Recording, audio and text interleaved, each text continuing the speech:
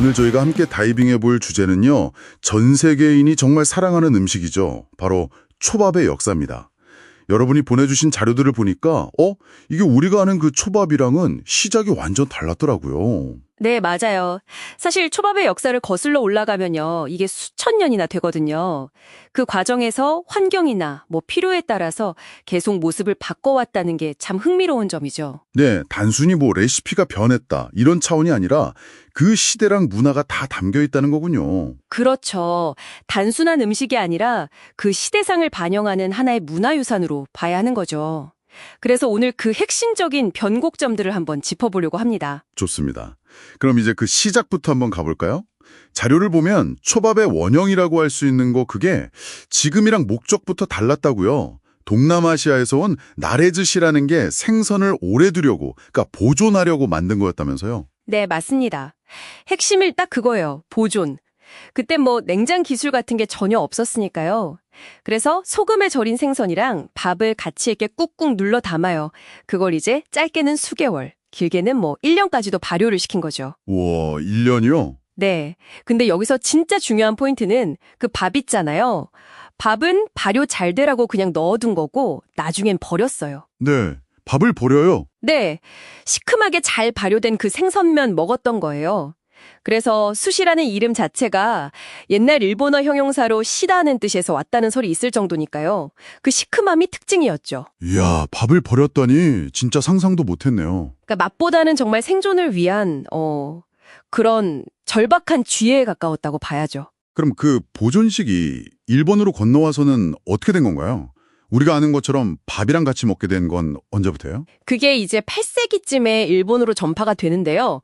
그러다가 시간이 흘러서 사회가 좀 안정되고 뭐든 좀 빨리빨리 하는 걸 중시하게 된 시대, 그 무로마치 시대라고 있거든요. 14세기에서 16세기쯤 그때 큰 변화가 생겨요. 아, 어떤 변화요? 발효 기간을 확 줄인 거예요. 수개월 걸리던 걸 며칠에서 한 달 정도로요. 이걸 한날의 주시라고 부르는데 이때부터 밥을 안 버리고 생선이랑 같이 먹기 시작해요. 아, 드디어 밥을 먹기 시작했군요? 네, 여기서 더 나아가서 아예 그냥 식초를 써버리는 거죠.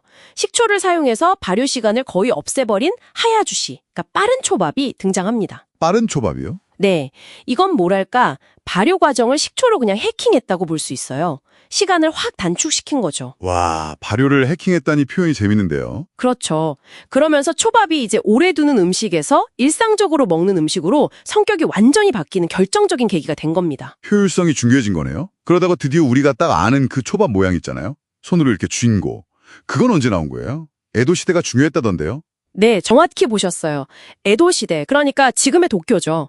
17세기에서 19세기. 이때 에도는 상업이 엄청 발달하고 사람들이 막 붐비는 대도시였거든요.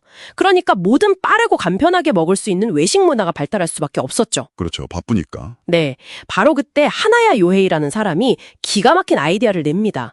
식초로 간을 딱 한 밥 위에다가 신선한 생선 조각을 바로 올려요. 그리고 손으로 샥 쥐어서 바로 내놓는 거죠. 아, 그게 바로 니기리씨군요. 맞습니다. 그게 바로 니기리 주시. 니기리가 손으로 쥔다는 뜻이거든요. 이게 현대초밥의 직계 조상인 셈이죠. 즉석에서 바로바로 만들어주니까. 네, 완전 즉석이죠. 당시 바쁜 에도 사람들한테는 이게 완전 요즘 말로 하면 패스트푸드처럼 인기가 터진 거예요. 에도 시대의 패스트푸드. 뭔가 느낌이 확 오는데요. 네, 심지어 에도마에 주시라는 이름까지 붙었어요. 에도 앞바다. 그러니까 도쿄만에서 잡은 신선한 재료를 쓴다는 그런 자부심 같은 거죠. 지금 우리가 아는 지라시 주시나 김으로만 노리마키 같은 다양한 형태들도 다 이 시기에 자리를 잡게 됩니다. 그렇군요. 근데 또 궁금한 게 지금 우리가 먹는 초밥은 거의 다 날생선을 쓰잖아요. 그럼 이건 언제부터 일반적이 된 건가요? 아무래도 기술 발전, 냉장 기술 영향이 컸겠죠? 네, 그 지점이 아주 중요합니다. 메이지 시대, 그러니까 19세기 후반 이후로 넘어가면서 냉장 기술이 보급되기 시작하거든요. 그러면서 굳이 발효시키거나 익힐 필요 없이 신선한 날생선을 그냥 바로 초밥에 쓰는 게 점점 대세가 된 거죠. 아하. 그러니까 초밥의 정체성이 발효 음식에서 신선한 날생선 요리로 크게 한번 바뀐 거예요. 그렇네요. 근데 이게 또 세계로 나가려니까 다른 문제가 있었겠어요.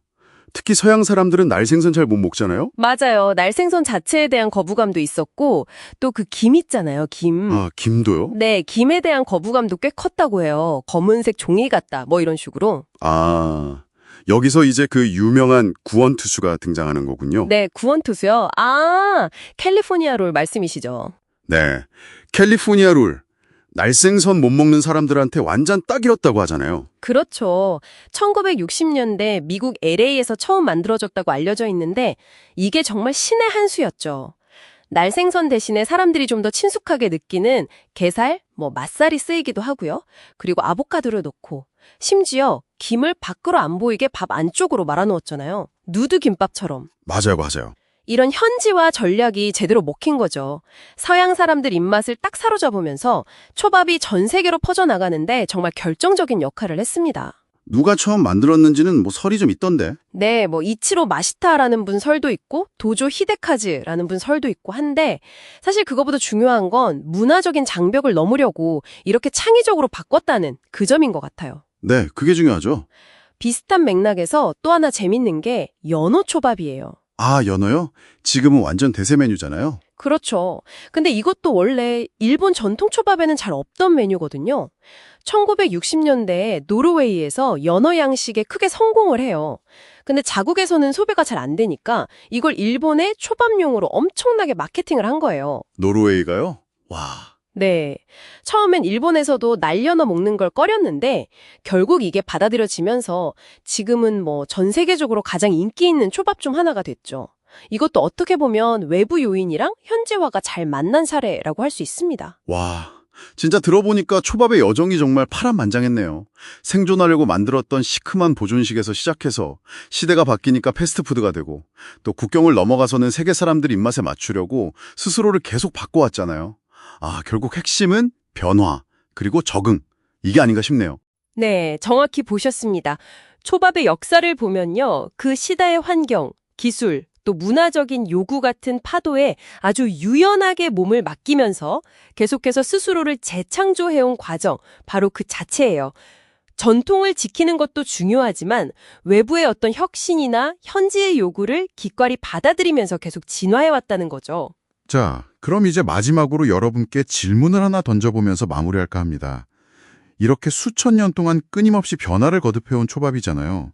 과연 앞으로는 또 어떤 새로운 재료, 아니면 새로운 기술, 혹은 또 다른 문화랑 만나서 우리를 깜짝 놀라게 할까요? 이 초밥의 진화, 그 다음 챕터는 과연 무엇일지 한번 각자 상상해 보시는 것도 재미있을 것 같습니다.